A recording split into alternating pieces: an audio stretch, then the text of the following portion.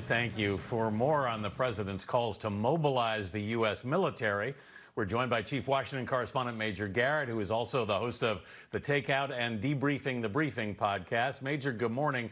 First off, does the president have the authority to mobilize the military against protesters? He does in the District of Columbia because it's a federal city. He does not in any other state of the union.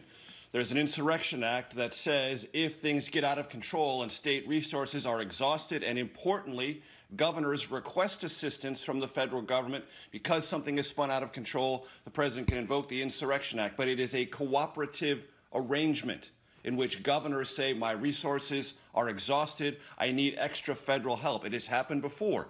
It happened after the Rodney King riots. It happened after Hurricane Hugo. Interestingly, this is on the law side of it, not the symbolism or language side, which I think we should get into, but on the legal side, the 1981 Reagan Justice Department concluded that the Insurrection Act does not give the federal government or the president unlimited powers. It has to be done in concert with governors. And right now, governors are saying to the president, you're way out of line.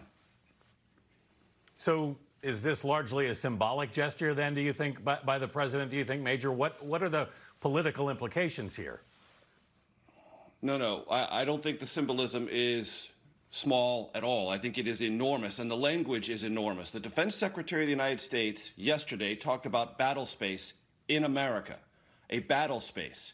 And that helicopter hovering over people who, yes, we're violating a curfew, but we're doing so peacefully, almost seems like a conditioning of the military in which it will orient itself toward peaceful Americans in their own street doing something that doesn't harm property or people.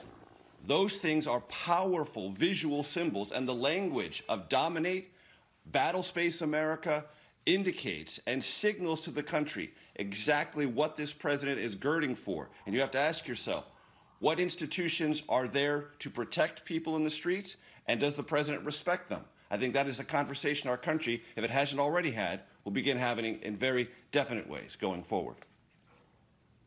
Major, we heard in Ouija's report that the president said to governors, if you don't confront the protesters, you're going to be seen as weak. They'll dominate you. What's been the reaction to that by governors out there?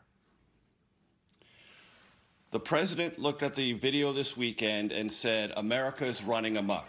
Not looking at the protesters who were saying we have deep-held grievances and we want redress, but only the isolated. And look, the looting is real. The violence is real. The boarded up businesses in many cities in America, that's real. That's not fiction. And that is a problem.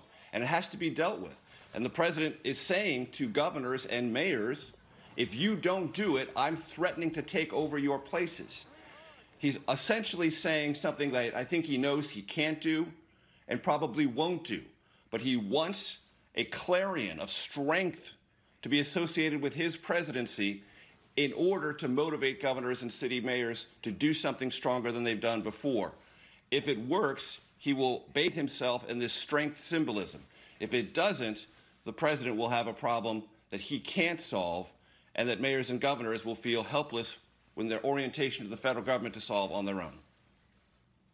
Yeah, and there is a possibility it could backfire. Major.